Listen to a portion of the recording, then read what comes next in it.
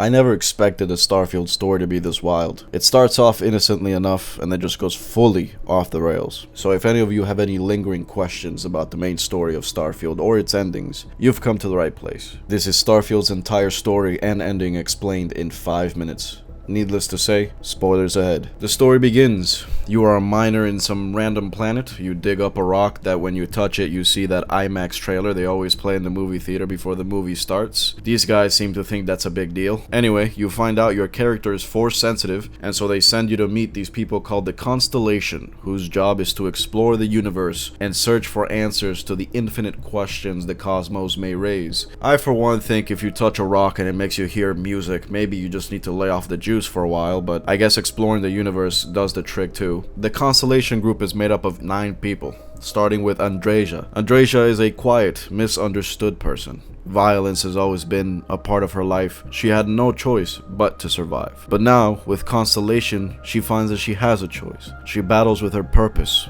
her role, what she's supposed to do for fun even. Hobbies are a foreign concept to her, and throughout her journey you watch as she looks for these parts of herself. You watch as she comes alive.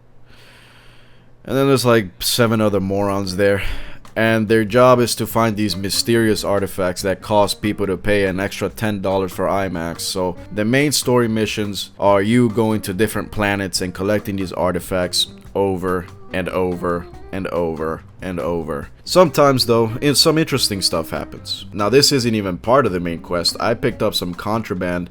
Then this planet checked me for contraband and questioned me about the contraband. And despite me giving them my best surprise Pikachu face, I don't know what that's doing there, they still took me in. Then this guy decides to extort me and use my captivity to force me to do jobs for him. He is a lot of things, but Kennedy Draco Lamar is not nobody's baby bitch. And so I unalived everybody on this ship. It's really their fault for leaving my weapons on me. Then I tried to leave, but the first order showed up to take me out. It took me a couple of restarts to finally be able to get out of there without getting one shot. I had to go to this random moon of a planet who knows where, build a base, build a thing that allows me to get rid of my bounty. Then this ship shows up, I dust their ass, and I finally walk away scot-free. That was actually really exciting. Now back to the main missions. Once you've collected most of the metal skateboards, you find that one of the last ones is owned by this collector guy and he refuses to part ways with it, so you have to steal it from him. You can't do it stealthily, so you have to literally take it in front of his face, which obviously he gets upset with, and now the whole ship is trying to attack you. Luckily, as you've heard, I've had plenty of practice in unaliving entire ships, and so I get to work pretty quickly, and they immediately surrender. I guess word of Ken Lamar is spreading throughout the settled systems. But as you try to leave, you are confronted by this guy called the Hunter, and he introduces you to the origin of these artifacts. As it turns out, when fully assembled, they are a pathway to a thing called the Unity. What is the Unity? Well, once you get to talk to the shitty Power Rangers, they explain that the Unity is a pathway into the multiverse.